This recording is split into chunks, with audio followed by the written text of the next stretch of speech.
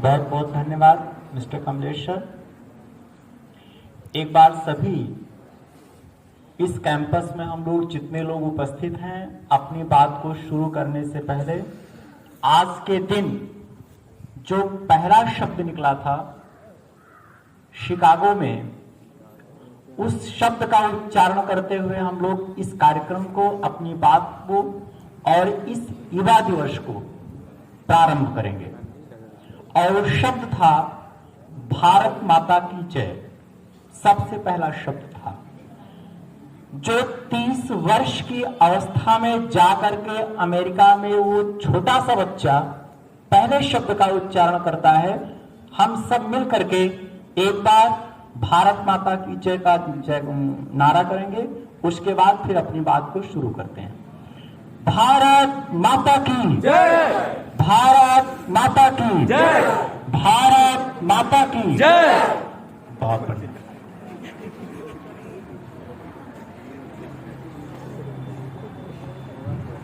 यहां पर उपस्थित हमारे विद्यालय के समस्त सम्मानित शिक्षक, हमारे विद्यालय की समस्त सम्मानित शिक्षिकाएं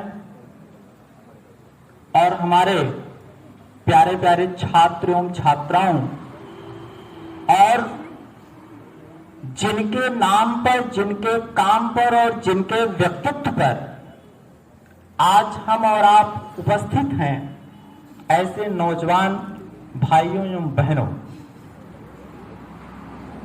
आप जानते हैं आज उस व्यक्ति का जन्म दिवस है जिस व्यक्ति ने अपने व्यक्तित्व से, अपने कृतित्व से, अपने आचरण से, अपने संस्कार से एक प्रदेश को नहीं, एक देश को नहीं, पूरे विश्व को आश्चर्यचकित किया। उन्होंने प्रमाणित किया कि योग्यता के लिए उम्र की कोई आवश्यकता नहीं होती है। व्यक्ति के लिए योग्य होना व्यक्ति की अवस्था का मायने नहीं रखता है। आज हम उस व्यक्ति के जन्म दिवस को, उस व्यक्ति के जन्मदिन को मनाने के लिए यहां पर उपस्थित हैं। जैसा कि आप सभी जानते हैं, स्वामी विवेकानंद का जन्म 12 जनवरी 1863 को हुआ था। आपके पिताजी का नाम विश्वनाथ दत्त था, आपकी माताजी का नाम भुवनेश्वरी देवी था। आपको आश्चर्य होगा कि एक ऐसा परिवार जो 2 संस्कृतियों को लेकर के चलता था, एक भारतीय सभ्यता और संस्कृति को, एक पाश्चात्य सभ्यता और संस्कृति को। स्वामी विवेकानंद के पिताजी विदेशी सभ्यता और संस्कृति को मानने वाले व्यक्ति थे। उनकी मां भारतीय सभ्यता और संस्कृति को मानने वाली थी। अब उन दोनों की सभ्यताओं के बीच में एक ऐसा बच्चा है जो जिसके सामने निर्णय करना कठिन है कि वह अपनी भारतीय सभ्यता और संस्कृति को लेकर के चले कि पाश्चात्य सभ्यता और संस्कृति को लेकर के चले। सबसे बड़ी समस्या। लेकिन आपने देखा 120 वर्ष पहले स्वामी विवेकानंद के व्यक्तित्व की 2 बातें निकल करके हमारे सामने आती थी। जब वो अपने देश से बाहर जाते थे तब अपने देश की विशेषताओं का बखान करते थे, और जब अपने देश में अपने लोगों के साथ रहते थे तब उनकी बुराइयों को उनके सामने प्रत्यक्ष रूप से कहते थे। एक पैसे का संकोच नहीं, एक पैसे की हिचकिचाहट नहीं, एक पैसे का हेजिटेशन नहीं। अपनों के बीच में वो अपनों की बुराइयों को कहते थे, लेकिन जब दूसरों के बीच में जाते थे तो अपनों की बुराइयों को छिपा करके केवल अपनों की अच्छाइयों को कहते थे। सभी बच्चों को पता होगा, जिस समय स्वामी विवेकानंद शिकागो के लिए प्रस्थान कर रहे थे, मैं उनके पूरे जीवन को 4 चीजों में बांट करके आपके समक्ष प्रस्तुत करूंगा। और याद रखिएगा बच्चों, ये 4 चीजें आपके जीवन को, आपके व्यक्तित्व को, आपके कृतित्व को आपके समक्ष ला करके खड़ा करेंगे। मैं प्रारंभ करता हूं उनके जन्म से लेकर के और उनकी मृत्यु को लेकर के आपको खत्म करता हूं उस बात को। जिस समय वो शिकागो चलने के लिए तैयार थे, रामकृष्ण परमहंस ने कहा कि जाने से पहले अपनी मां का आशीर्वाद ले लो, मां शारदा का आशीर्वाद ले लो। स्वामी विवेकानंद मां शारदा के समक्ष जाते हैं और कहते हैं कि मां, मैं भारत की तरफ से विश्व धर्म सम्मेलन में भारतीय संस्कृति का प्रतिनिधित्व करने जा रहा हूं, मुझे आपका आशीर्वाद चाहिए। मां शारदा कहती हैं ठीक है जाओ, लेकिन जाने से पहले एक छोटा सा काम करके जाओ। सामने एक चाकू रखी है, उस चाकू को मुझे दे दो, उसके बाद फिर जाओ। स्वामी विवेकानंद जाते हैं, उस चाकू को उठाते हैं और मां शारदा के हाथों में देते हैं और कहते हैं कि मां, मुझे आदेश दो कि मैं अब अपने देश का प्रतिनिधित्व करने के लिए जाऊं। मां कहती है अब आप बिल्कुल तैयार हैं, आप जा सकते हैं। विवेकानंद ने कहा कि आपने ना तो मेरी कोई परीक्षा ली, आपने ना तो मुझे कोई आशीर्वाद दिया, आपने ना तो मेरा कोई मार्गदर्शन किया, आपने कैसे कह दिया कि आप चले जाओ। मां ने कहा यही तुम्हारी सबसे बड़ी परीक्षा थी कि जब मैंने तुमसे चाकू मांगा तो तुमने चाकू के लकड़ी वाले हिस्से को मेरी तरफ किया और चाकू के धारदार वाले हिस्से को अपनी तरफ किया। इससे पता चल जाता है, तुम्हारी सोच, तुम्हारी विचारधारा पता चल जाती है कि तुम देश में एक ऐसे नौजवान, एक ऐसे युवा बन के उभरोगे जो अपने सुख, अपने दुख को एक किनारे रख करके दूसरों के विषय में सोचोगे। तुम अपना जीवन कभी अपने लिए नहीं जियोगे, तुम हमेशा अपना जीवन दूसरों के लिए जियोगे। यही मेरा आशीर्वाद है, यही मेरी शिक्षा है। वहां से विवेकानंद निकलते हैं और जब अमेरिका में शिकागो वाले पहुंचते हैं तो एक कपल होता है, एक पति पत्नी होते हैं। और आप जानते हैं हमारे देश की वेशभूषा, हमारे देश का परिधान 19वीं शताब्दी में लोग हमारे और आपके ऊपर हंसा करते थे। क्यों? क्योंकि हमारी वेशभूषा, हमारे कपड़े, हमारे परिधान इस तरीके से हुआ करते थे। एक 30 वर्ष का बालक गेरुए वस्त्र को पहनकर, सिर पर गेरुए रंग की पगड़ी रख करके और अपने कंधे पर एक बड़ा सा झोला लटका करके पहुंचता है जहां पर विश्व के समस्त विद्वानों का जमावड़ा लगा हुआ है, जहां में एक से एक बढ़कर के पूरे विश्व के सभी विद्वान आए हुए हैं जो कई भाषाओं को जानते हैं। वहां पर आपके देश से 30 वर्ष का एक ऐसा बालक जाता है जो इस प्रकार के वस्त्रों को पहना है। एक कपल पूछता है कि तुम जेंटलमैन तो नहीं हो, ये सभा जेंटलमैन की है, तुम्हारे जैसे सामान्य व्यक्तियों की नहीं है। तुम्हारे कपड़े प्रदर्शित करते हैं कि तुम्हारे अंदर वो योग्यता नहीं है, तुम्हारे अंदर वो प्रतिभा नहीं है, तुम्हारे अंदर वो थॉट नहीं है जो यहाँ के संभाषण को, यहाँ की सभा को संबोधित कर सके। विवेकानंद ने बहुत छोटी सी बात, बहुत प्यारी सी बात कही और आप सभी बच्चों को तो सीखनी चाहिए। उन्होंने कहा कि आपके देश की सभ्यता और संस्कृति, आपके देश का ज्ञान लोग कपड़ों से आंकते हैं। हमारे देश का ज्ञान लोग कपड़ों से नहीं, लोग व्यक्तित्व और चरित्र से आंकते हैं। हमारे यहाँ कपड़ों का महत्व नहीं है, हमारे यहाँ व्यक्ति के चरित्र का महत्व है, व्यक्ति की योग्यता का महत्व है, व्यक्ति की बुद्धता का महत्व है। इसलिए आप कपड़ों पे ना जाएं, आप बस मुझे थोड़ा सा समय दें। और 2 मिनट का समय मिला और आपने देखा कि 2 मिनट की सभा में 3 शब्दों ने 17,565 लोगों को मंत्रमुग्ध कर दिया और लोगों को पता नहीं चला कि कब 3 घंटे 35 मिनट और 32 सेकंड का समय बीत गया। लोगों को पता तक नहीं चला। ये जोश था, ये उत्तेजना थी उस बालक में। बात थोड़ी और आगे बढ़ती है और अंदर जाते हैं तो एक व्यक्ति कहता है हाउ आर यू, और विवेकानंद आपके जैसा बालक दोनों हाथों को जोड़ कर कहता है नमस्कार। लोग हंसते हैं। तभी वहीं पर एक हिंदी भाषी रहता है और वो कहता है कि स्वामी जी नमस्कार, आप कैसे हैं? स्वामी जी कहते हैं आई एम फाइन। अंग्रेज आश्चर्यचकित हो जाता है। वो कहता है कि मैं तो समझता था आपको अंग्रेजी आती ही नहीं। जब मैंने पूछा हाउ आर यू, आपने कहा नमस्कार। जब मैंने आपसे पूछा आप कैसे हैं, तो आपने कहा आई एम फाइन। मेरी समझ में नहीं आया क्या बात है। बहुत ऊंची बात उन्होंने कही बच्चों।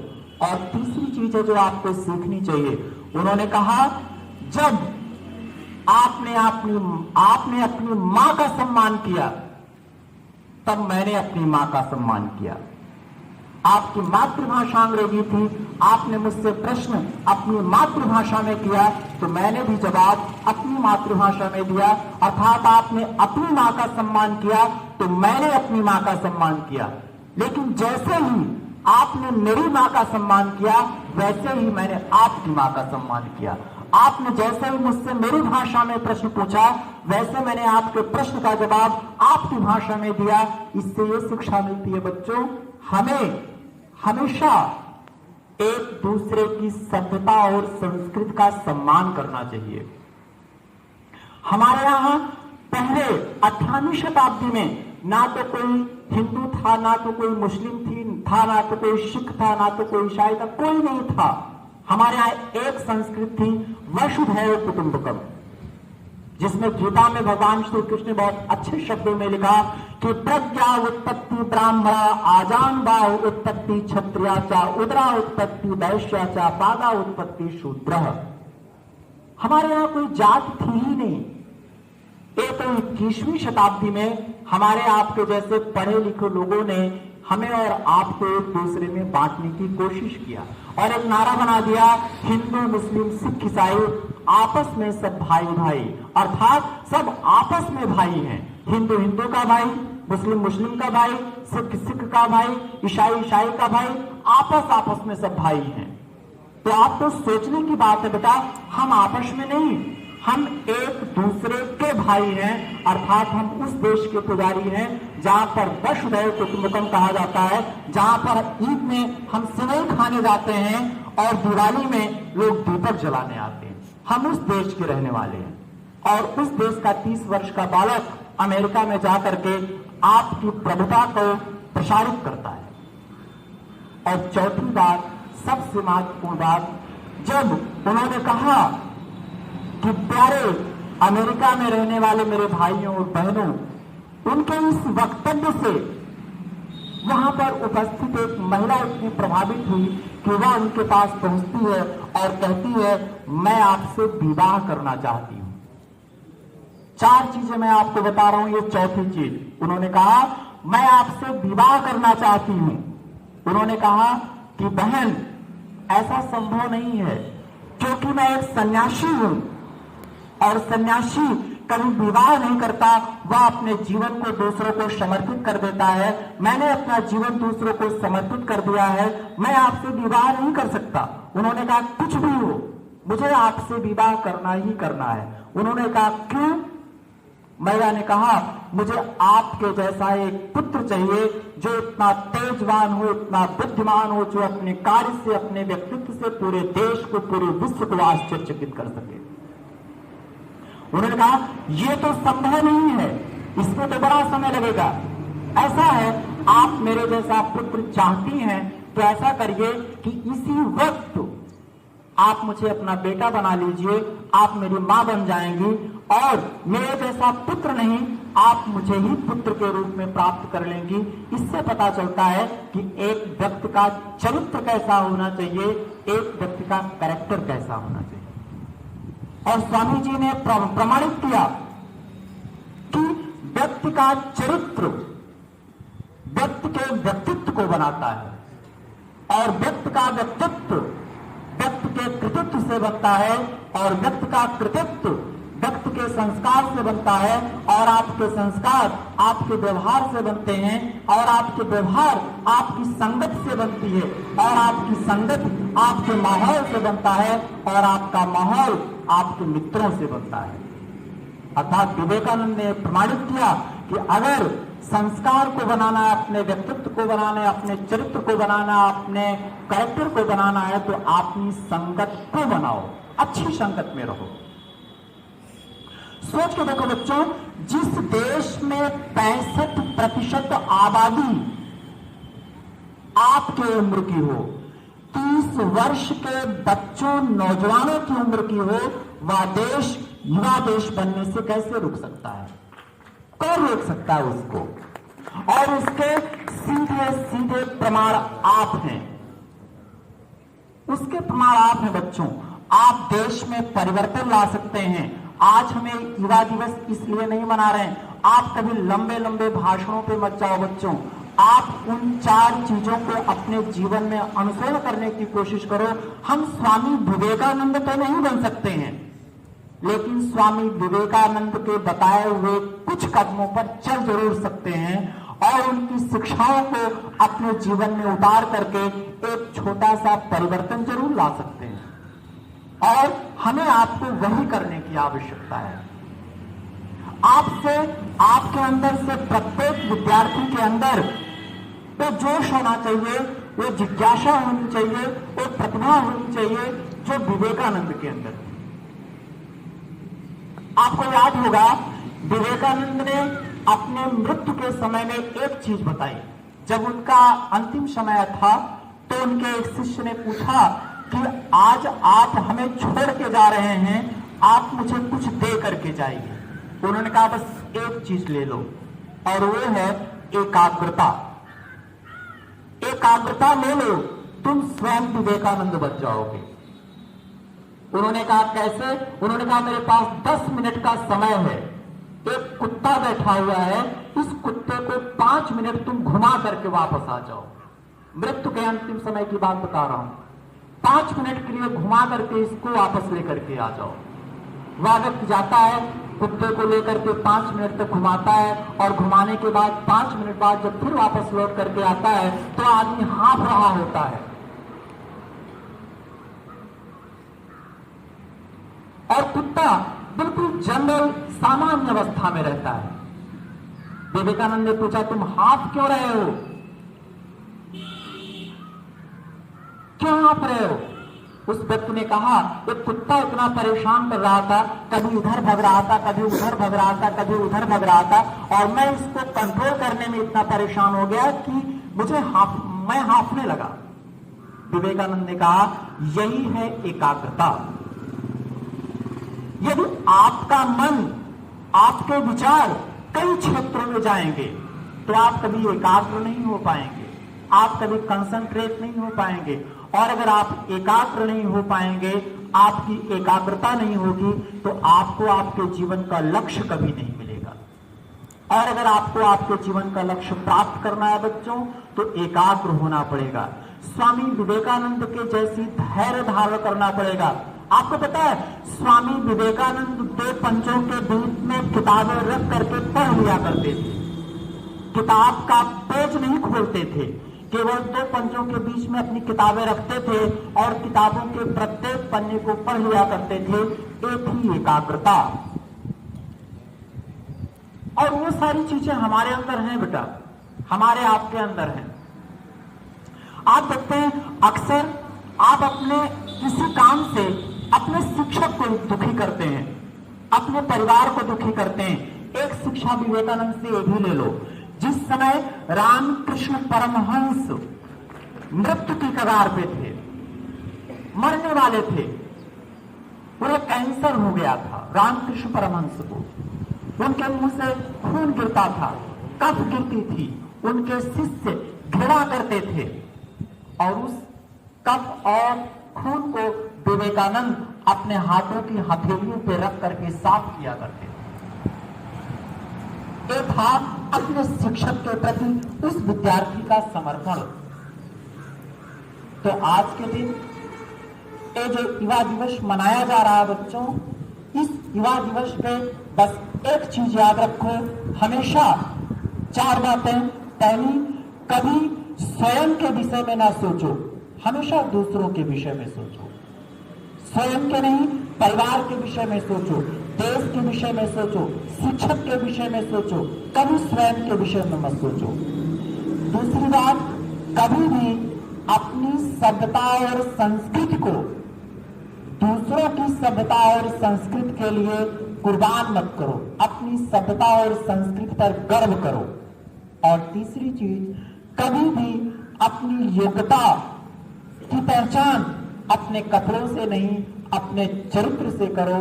और सबसे बड़ी चीज, सब कुछ समाप्त हो जाए लेकिन चरित्र नहीं समाप्त होना चाहिए। हमारे वेद में कहा जाता है, वृत्तम यत्नेन संरक्षेत वृत्तम याद अयाचा। रुपया, पैसा, धन, दौलत आती जाती रहेगी, लेकिन चरित्र चला गया तो लौट करके फिर कभी वापस नहीं आएगा। इस युवा दिवस पर मैं एक बार पुनः अपने विद्यालय के समस्त शिक्षकों को, अपने विद्यालय की समस्त शिक्षिकाओं को, विद्यालय के समस्त कर्मचारियों को और स्वामी विवेकानंद के जैसे ऊर्जा संपन्न, प्रतिभा संपन्न, बुद्धिता संपन्न, ज्ञान से युक्त, संस्कार से युक्त, चरित्रवान, प्रतिभा से संपन्न सभी बच्चों को मैं युवा दिवस की, विवेकानंद के इस जन्म दिवस की बहुत बहुत शुभकामनाएं देता हूं। और आशा करता हूं बच्चों, जिस प्रकार से नरेंद्र दत्त ने अपने काम से अपने माता पिता और देश को आश्चर्यचकित किया, आप भी अपने काम से अपने माता पिता, अपने देश को आश्चर्यचकित करेंगे। और एक चीज बता देता हूं, पूरे विश्व में आप सबकी शताब्दियां मनाते हैं, लेकिन किसी के भाषण की जयंती नहीं मनाते हैं।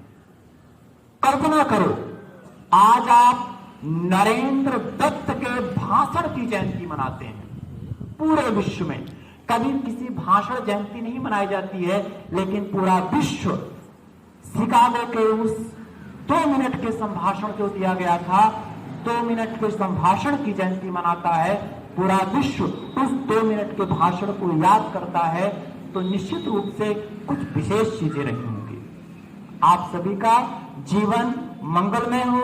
निश्चित रूप से आप अपने काम से विवेकानंद की इस जयंती पर विवेकानंद के व्यक्तित्व और कृतित्व को अपने जीवन में उतारते हुए जो आपका लक्ष्य आपके सामने है उसको पूरा करें। हमारी शुभकामनाएं, मंगल कामनाएं दोनों आपके साथ हैं।